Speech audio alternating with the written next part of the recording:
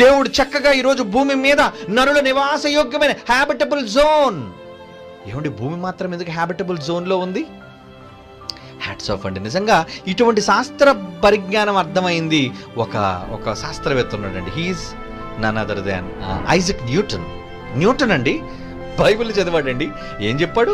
Atheism is so senseless. నాస్తికవాదం అనేది ఒక మూర్ఖ ప్రక్రియ అంటున్నాడు. చూడండి, ఒరే నాస్తికులారా, శాస్త్రాన్ని నమ్మే సన్నాసులారా, మన దేశంలో మన రాష్ట్రంలో కూడా చాలా మంది ఉన్నారు నాస్తిక హేతువాదులు. ఒరే, మీరు నమ్మే శాస్త్రం అంటున్నారే, శాస్త్రం గొప్పదంటున్నారే, ఆ శాస్త్రవేత్తలలో మహానుభావుడైన ఐజక్ న్యూటన్ ఏం చెప్పాడు వినండిరా దౌర్భాగ్యులారా. ఏమంటున్నాడు? When I look at the solar system, ఈ సౌర కుటుంబాన్ని చూస్తే ఐ సీ ద ఎర్త్, నేను భూమిని చూస్తున్నప్పుడు at the right distance from the sun, అంటే సూర్యుడి నుంచి ఎంత దూరంలో ఉండాలో ఖచ్చితంగా అంత దూరంలోనే పెట్టాడు. ఎవరో? మన తండ్రి. నివాస యోగ్యమైనదిగా మలచడం కోసం ఆ శాస్త్రవేత్తకు అర్థమైందండి ఆ జ్ఞానం.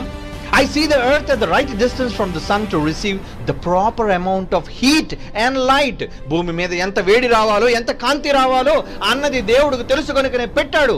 This did not happen by chance. అనుకోకుండా జరగలేదు. ఎవరో మూర్ఖులారని చెబుతున్నాడు మిగతా శాస్త్ర ప్రపంచంతో. ఏం చెప్తున్నాడు?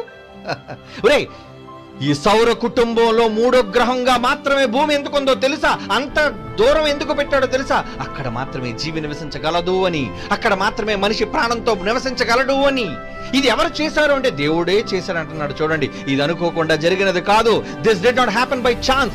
The true God is a living, intelligent and powerful being. ఒక మహా విజ్ఞానవేత్తగా, ఒక మహాశక్తి స్వరూపుడుగా దేవుడు చేశాడు అంటున్నాడు.